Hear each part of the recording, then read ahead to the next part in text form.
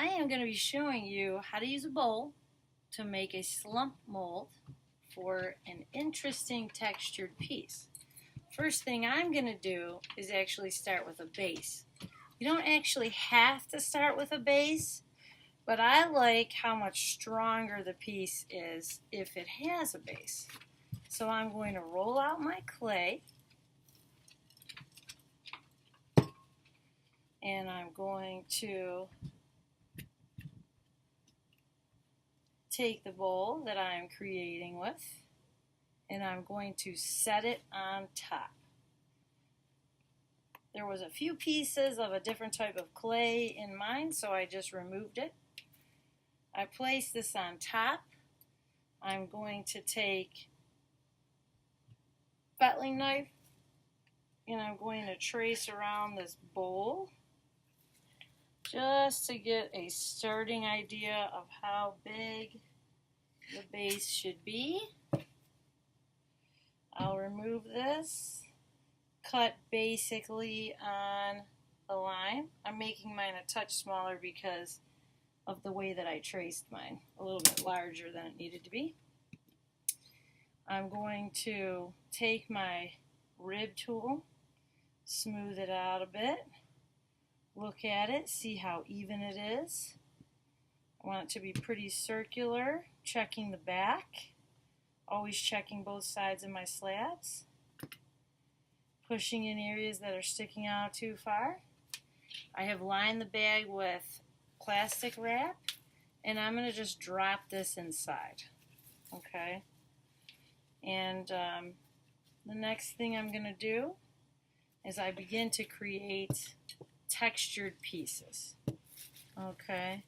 If I need to move anything, I gently move it with the plastic wrap once I get my pieces going. So I rolled out a coil, and I am going to attach it to itself to make kind of an interesting piece. The way that I'm going to attach it is I'm going to actually be scoring just a couple spots. So I'm going to score the beginning of this coil here, and I'm going to pull out some slip, and I'm going to add a little slip there.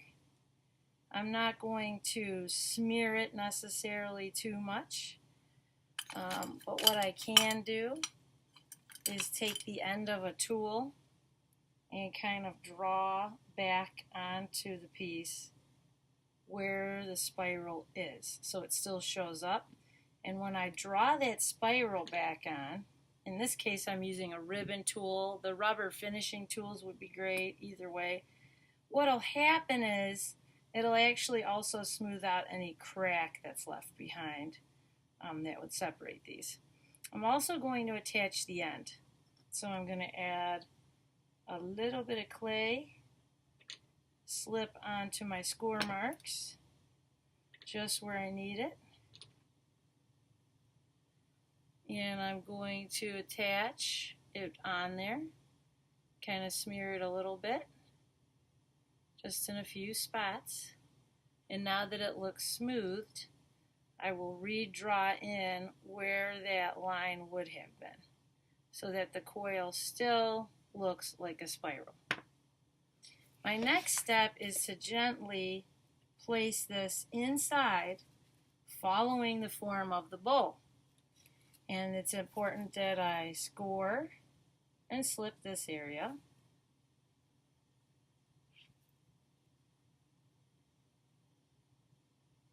And to be very honest, it can be very challenging to make these in the beginning.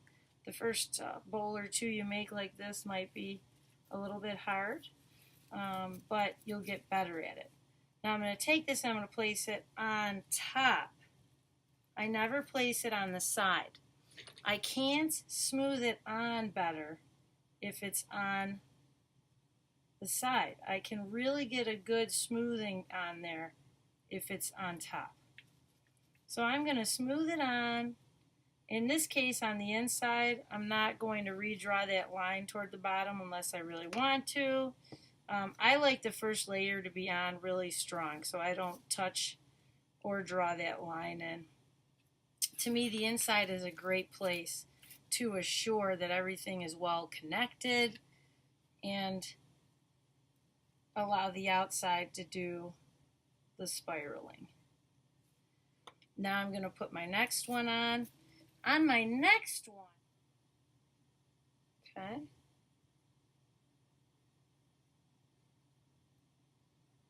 now I'm going to score where it's going to touch the base, but I'm also going to score where it will touch the coil next to it.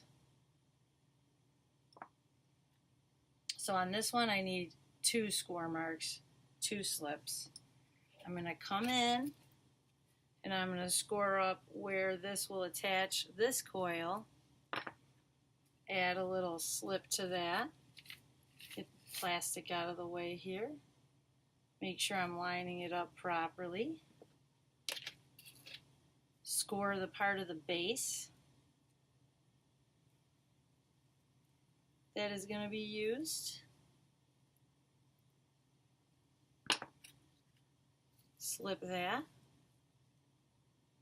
check where my slip and my score marks are, attach it so that they both will rest not only on top of the base but connecting to each other. Now I'm noticing the plastic wrap wants to get in between my coil pieces, so I moved it out of the way.